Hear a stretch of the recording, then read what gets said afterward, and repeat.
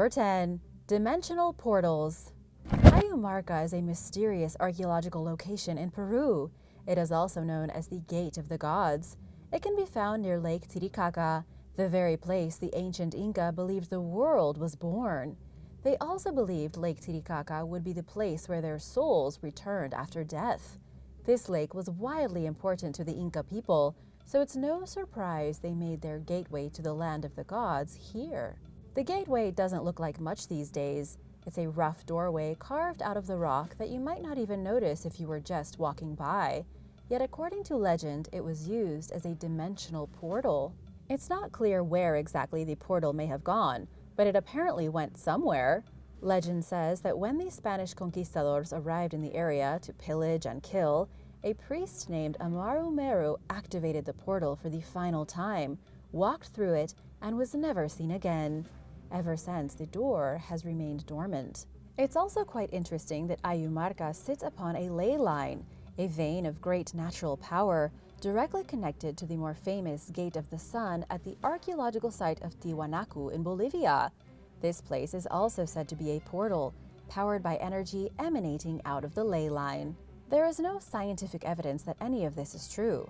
As far as archaeologists are concerned, these doors are ordinary pieces of architecture left behind by the Inca, but they are suspicious, since the doors serve no obvious purpose. Either they were architectural structures built for some mysterious ritual purposes, or maybe they really did open interdimensional portals to other planes of existence. What do you think? Let me know in the comments below. Number 9. The Wailing Wall. The Wailing Wall in Jerusalem is the most important holy site in the Jewish world. The significance of the wall is that it's the only remaining piece from the Second Temple of Jerusalem, built over 2,000 years ago. The original temple was destroyed in 70 AD by the Romans, and all the Jewish people were exiled from the city. When they returned later on, the only remaining wall became a site of pilgrimage. It was where the Jewish people came to lament their tragic losses at the hands of the Romans, which is where it got the name the Wailing Wall. The wall is immense, built of thick limestone 60 feet tall, but not everyone is convinced that the wall really was part of the temple. It's disputed, with devout Jews believing it to be real, and many Arabs arguing the walls actually belong to a mosque called Al-Aqsa. The mystery here is that no one can definitively say what structure the wall belonged to. No other evidence has been found to suggest it was part of the Great Second Temple. Nonetheless, worship has been going on here since the medieval period. Number 8. Mysterious artificial islands. Artificial islands called crannogs can be found all throughout Scotland and Ireland, created in lakes and waterways in the hundreds. Until now, researchers believed these artificial islands were created by people during the Iron Age, or about 3,000 years ago. They believed stone causeways had been built to reach dwellings in the middle of dozens of lakes. There are at least 600 of these bizarre crannogs in Scotland, suggesting Iron Age people had a strange affinity for living on man-made structures in the middle of lakes, ponds, and anything else with water in it. But now, archaeologists have dated a huge number of crannogs that are much older than the Iron Age. They actually date back 3,000 years before that, to the Neolithic era. It all changed in 2012, when a diver found pottery in the water around crannogs in the Outer Hebrides, off the coast of Scotland. Museum officials and local archaeologists identified the pottery as being roughly 5,000 years old. During their investigation, they also discovered 5 artificial islands. Duncan Garrow with the University of Reading said he never saw anything like it in his life. From what the archaeologists have been able to put together, ancient Neolithic people were throwing pieces of pottery and other important objects off the islands and into the water, but nobody has any idea why. Considering this was before Stonehenge, before people even lived in villages, it makes very little sense. Neolithic Britons spent a lot of time creating these temple-like islands and lakes just to throw things in the water. They first had to create pathways of stone large enough that they could walk across the surface. Then they had to pile hundreds and thousands of stone up in the lake to create the island. It's a total mystery. Even after decades of study, scientists are no closer to solving the secrets of the crannogs. What do you think they were for? Let me know your theories in the comments. Number 7. Aquae Sulis. Aquae Sulis was a Roman town located in what is now Bath, England. The site originated as a great place of worship for the Dobuni, people of the Iron Age. Because the site is a natural hot spring heated by geothermal activity, the ancients saw it as a place of magic. Anyone who's ever taken a trip to Great Britain knows just how rare hot springs are on the island. This would have been a very important place, simply because of the mineral-rich water bubbling to the surface through fissures in the limestone rock, reaching scalding hot temperatures at the surface. Here's what's really interesting. Before the Romans ever arrived in Great Britain, the ancient people worshipped Sulis at Aquae Sulis. She was considered the mother goddess, one who gave life and nourished. No other evidence of her worship has been found except for at this place, and one other temple in Germany. The ancients were so fascinated by boiling water coming out of the ground that a cult formed around the springs. But what happened to the cult, nobody knows. In fact, nobody even really knows what kind of strange rituals the Dobuni may have performed here. When the Romans showed up in 43 AD, they created their own temple complex around the hot springs and adapted it to the worship of Minerva. She was the Roman goddess of wisdom and strategic warfare.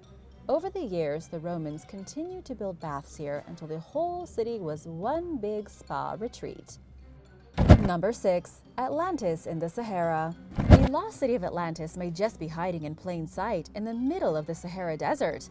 At least that's according to some fringe theories involving a phenomenon known as the Eye of the Sahara, or the Rishat structure. First, let's look at the science. The Eye of the Sahara is a peculiar formation unlike anything else on the planet. It's a geological dome 25 miles in diameter that very much resembles an eye. The sedimentary rock beneath the surface has been exposed to create a very unusual coloring in spirals around the center. It looks like an impact crater, but no evidence of an impact has ever been found. Scientists say it's nothing but a geological anomaly formed about 99 million years ago. Others believe it's the true location of the mythical city of Atlantis. It seems to be about the same size as Atlantis as it was described by Plato in ancient Greece when he first detailed the lost city 2,000 years ago. It's also close enough to Greece that it wouldn't be that surprising for some people to have seen it. However, it's a pretty shaky theory. Absolutely no archaeological evidence supports the idea of Atlantis in the desert. Nothing has been found that could remotely confirm any ancient civilization living here.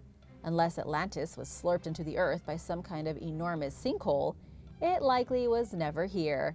Where do you think Atlantis could be if it were real? Let me know your theories in the comments. And now for number 5. But first, want to give a big shout out to Young Smile and William Bowskill. Thanks so much for watching and supporting this channel. If you are new here, be sure to subscribe if you haven't already for more videos about amazing discoveries. Number 5. Egyptian door to the afterlife. Inside the tomb of an Egyptian official, located near the infamous Karnak Temple in Luxor, Egyptian archaeologists found a door to the afterlife. It dates back 3,500 years and was supposedly the gateway through which spirits of the recently dead would travel to the underworld. The door is almost 6 feet tall, a single chunk of pink granite scrawled with religious hieroglyphic texts. The tomb belonged to the chief minister of Queen Hatshepsut, who ruled during the 15th century BC.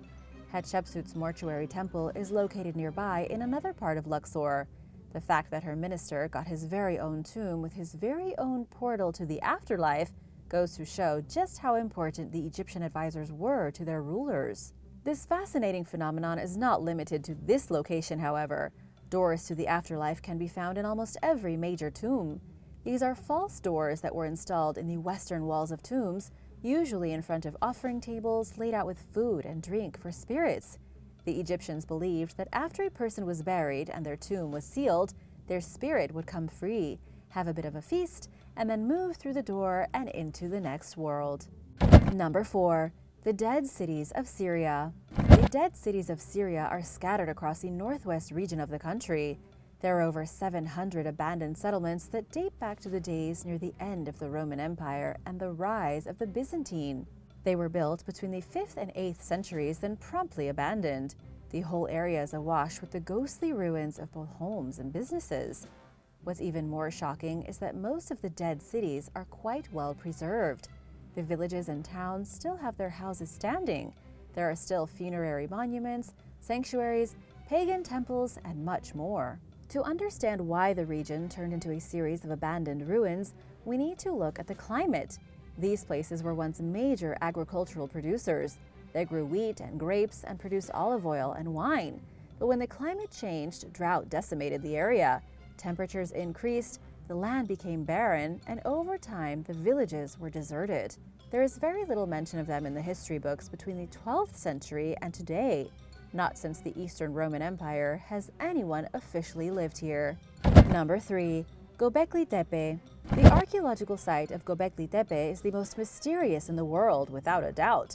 There may be more places filled with supernatural curiosities, but nowhere holds the secrets of civilization quite like Gobekli Tepe. Chances are you've heard of this place before, but here's a quick recap just in case. Gobekli Tepe was discovered in Turkey, originally built by a nameless group of prehistoric people some 6,000 years before the first stone was placed at Stonehenge. It was first excavated by archaeologist Klaus Schmidt, who kept finding more and more things. The site consists of circular stone enclosures, elaborately carved pillars, and the strangest statues of humans, animals, and unidentifiable monsters. Here's where things get really strange. These structures are over 11,000 years old. That makes them the oldest monumental structures built by human hands. There have been older things made by people, but this is the oldest structure not built specifically for shelter. The truth is that nobody knows what it was built for. It's arguably grander than Stonehenge. It's in complete ruins, and it was built before the Ice Age was over. Nobody has any clue how extremely primitive people living in a world of ice and snow managed to put together the wildly complicated building blocks of this place. They even decorated it with highly advanced art and cut stones with shocking, seemingly modern precision. Even after 3 decades of excavations and research, nobody knows the true secrets of Gobekli Tepe. Number 2. The Burren Portal. In Burren County, Ireland, there is an enormous portal tomb called the Polnabrone Dolmen. It's enormous, perched on a high hill in the middle of nowhere.